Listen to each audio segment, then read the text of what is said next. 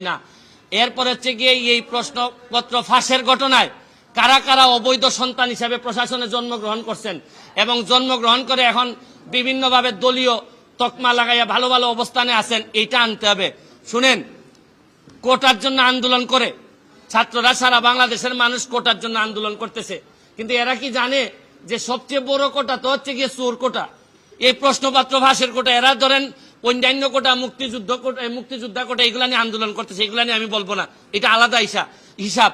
কিন্তু জানে না, এরা যদি জানতো যে সবচেয়ে বড় চোর দুর্নীতিবাজ কোটাটা হচ্ছে গিয়ে বাংলাদেশের বড় কোটা, এই কোটার বিরুদ্ধে আন্দোলন করলে সব জিনিস সুবিধা আমরা পাইতাম।